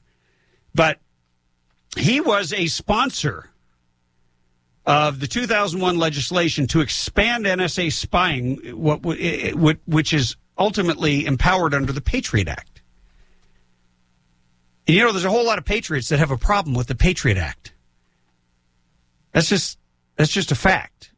And I'm a patriotic American who doesn't want my government to spy on you. Well, finally, enough of us have spoken out. And this is not one of those issues that's partisan. There is no right or left in this issue. There's only right or wrong. And everybody gets it that you have a right to not be spied on by your government. Not much you can do about Google and Facebook and all those others spying on you, because you've entered into an agreement to use their services, and they are spying on you, and they are selling information about you. But they're not only selling it to other businesses, they're selling it to the government or giving it to the government. And that part I do want to stop. And I think there's a whole lot of people that realize that we are going into a very dangerous place. All you have to do is read anything from Edward Snowden and look at that. That guy feared for his life simply by telling the truth about something that was going on. And why is our government wasting time and energy and our resources spying on me and spying on my producer and spying on my family and spying on every one of you, but not effectively thwarting those who are openly talking on social media about killing people? They're talking about jihad. When the phrase Allahu Akbar makes it, did I say that right? This is pretty close. Okay. I won't ask if you've heard that just before you, well, I won't put you on the spot there. All right. But if you want to see more of that, go just buy the movie American Sniper. Don't rent it. Don't Redbox it. Don't Netflix it. Buy it and support the Kyle family for being such heroes. But when you hear that phrase, and we now know that the NSA has the ability to take it from a telephone call, transcribe it, and search it. So it's now searchable as text, even though it might have been spoken a tenth of a second ago. So the minute they hear that, they should be Johnny on the spot, because it is only used by people just before they commit a terrorist act. It is only used by Muslims who are militant and jihadi in nature, the jihadist thugs who believe they have a right to subjugate everyone to their so-called faith. They believe that everyone should submit They have no problem oppressing women. They have no problem persecuting homosexuals. They have no problem killing and dismembering people in what are called honor killings. This is all happening not only all over the world, it is now happening all over the United States. So I'm hoping that our government takes a hint, and I'm hoping that this Republican Congress does something right. They need to amend and scale back the Patriot Act, and they need to focus it in on the people who fit the criteria. That means, first of all, you are Muslim, and you are saying things that sound like jihad. It's not complicated. They could set a trigger to pick up certain words. But instead, of course, people are continually trying to silence anybody who tells the truth. I'm sure they've got Pamela Geller in their sights. Do you have that that clip from Megyn Kelly? We started the show with Pamela Geller, but I want to give you a little tease because there are a handful of people who truly understand what is at stake. We've put up a couple of articles at the website, timdonnellyshow.com. You need to go there. You need to read. You need to educate yourself. That's part of your homework. But we're going to make it easy for you by rolling a little bit of footage here. Welcome to the Kelly File, everyone. I'm Megyn Kelly. On Sunday, a group called the American Freedom Defense Initiative held an event in Garland, Texas, asking people to draw cartoons of the Prophet Muhammad, which is considered blasphemous in Islam. They were trying to make a point about intolerance by some in the Muslim world and about principles on which the USA is supposed to stand firm. Namely, that no matter how abhorrent one might find another's words, in this country, we defend their right to say them. Standing up for that principle is not an endorsement of the controversial speech. It is promoting a value at the very core of who we are. The group holding this contest was not on TV shouting its message. It was holding a private event behind closed doors to make a point about liberty. Sure enough, the jihadis responded and were shot dead by a quick reacting police officer on scene. Incredibly, what has happened in the days since is a rush to condemn the event organizers, with nary a mention of the radical Islamists who sought to murder them over a cartoon. By the way, these two guys now reportedly may have links to ISIS, or at least were inspired by them. Over the last 72 hours, we have heard the event organizers condemned for being too provocative, too stupid, even for inviting their own attempted murder. We shouldn't let that free speech turn into hate speech. An anti-Islamic group held a contest on who could be the nastiest cartoon of Muhammad. Do you believe that people set that kind of a mousetrap? Everyone has the right to freedom of speech, and it's good to stand by that principle. But these people are not standing by that principle. They're standing by the principle of hatred for other people. I think that an analogy is a Klan group that decides to hold a cartoon contest satirizing black people. Certainly that would make many people angry, and it might even bring out a black nationalist or two who was willing to do some shooting, him or herself. Is that a good thing? I think not. But what people are saying is that there's always this fine line, between freedom of speech.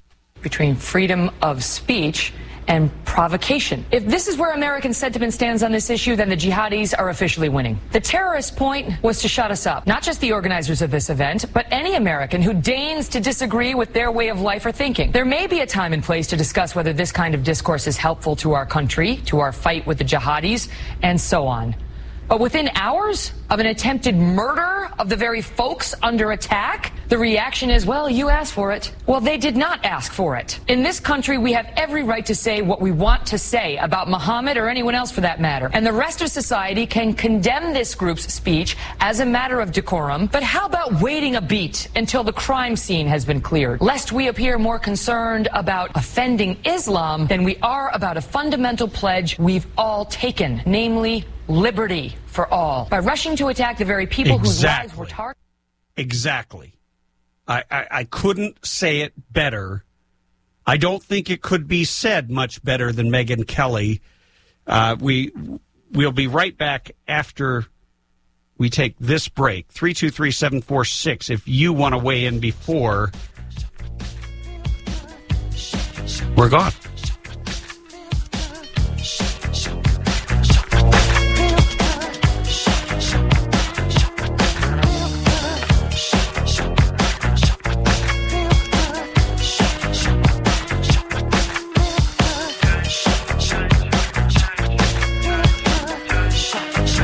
High Desert's right choice for talk. Talk 960. If you've been listening long to the Tim Donnelly Show, you know that we talk constantly about defending freedom and about defending our natural and inalienable rights. The Firearms Policy Coalition is a partner of the Tim Donnelly Show. But more than that, they're on the front lines every day in Sacramento and all across the state, in the courts, defending your Second Amendment right. That is a natural right that the government merely acknowledged in the Second Amendment. If you value your freedom, then you need to join Firearms Policy Coalition. Become a member. I'm a member, and I'm happy to support an organization that is doing such an incredible job. Go to joinfpc.org. The Tim Donnelly Show sent you. Or go to timdonnellyshow.com and click on the FPC link to make it easy. But whatever you do, join today. FPC.org.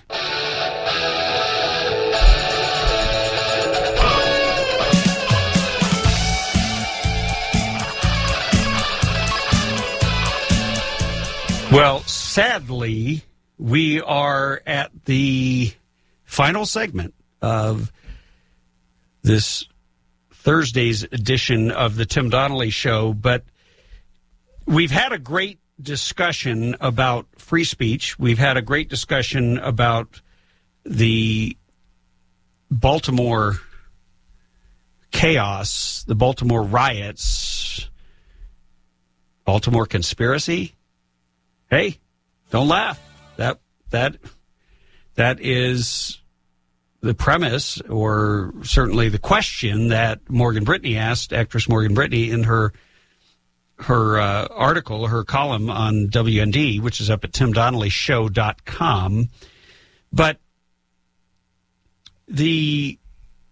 what has my attention now, and is certainly something that I intend to talk about a great deal, and I will certainly support any attempt to curb the NSA domestic spying campaign, where they use metadata. Basically, they can spy on anybody, anywhere, at any time for no reason. There's no just cause. There's no provocation. You didn't fit the profile. You haven't done anything. And but they believe, and they don't even have to believe they have the right. They have the power right now to do this. And when I was in the California State Assembly, I actually championed and put forth a bill that said, and this would have applied to that new spying center the DHS is setting up out in the San Fernando Valley. It would say, if you're going to spy on Californians and violate our civil rights and not go through due process, we're going to shut off your power. We're going to shut off your electricity. We're going to shut you down. Yeah, it didn't go through. But it makes a lot of sense. Now there's a story coming out, and we're going to be following this. I'm working on getting somebody on air who can talk intelligently about it, but that's part of the problem. This is, I alluded to this a couple of weeks, I don't know, in the last 2 weeks. The Trans-Pacific Partnership trade deal that Obama is fast-tracking through Congress has got even powerful Democrats up in arms and at odds with the president. When you see people of the same party at odds with each other, it usually means there's something rotten in the mix. And I'll tell you one thing. It was Dick Morris who has definitively stated that this partnership deal contains a clause that essentially allows unlimited immigration, which would be devastating to a country already overwhelmed, where there are no controls whatsoever. It would just essentially legalize illegal immigration. But Obama's not talking about it. He's keeping it secret. And secrecy maybe sure as heck ain't a good thing when it comes to government.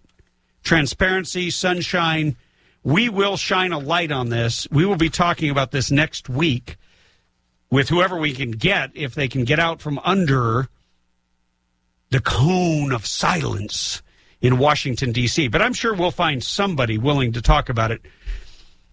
But we're out of time to talk. So I want to make sure that I thank those who made this show possible. First of all, I'd like to thank my wife, Rowena, for letting me do this show. I would like to thank my producer, Bethany Nosko, the Noskinator, for being an extraordinary producer. Cassie Cassidy, the intrepid guest booker. John and Sean for their incredible technical work. And you for making it possible. God bless and Godspeed.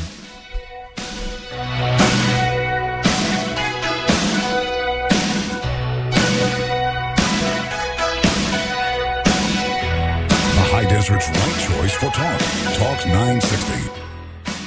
Hey, if you like what you've been hearing on the Tim Donnelly Show, then support it. If you own a business, we have a tremendous audience, not only on air, but also online. And we've got a great social media presence, and you can participate in all of that by simply picking up the phone and calling 760-244-4444. That's the office line to Bethany, who can schedule you to come in and record your own commercial, or you can send us a script and I'll read it. Whatever you do, you got to act now, because your future customers are my loyal listeners.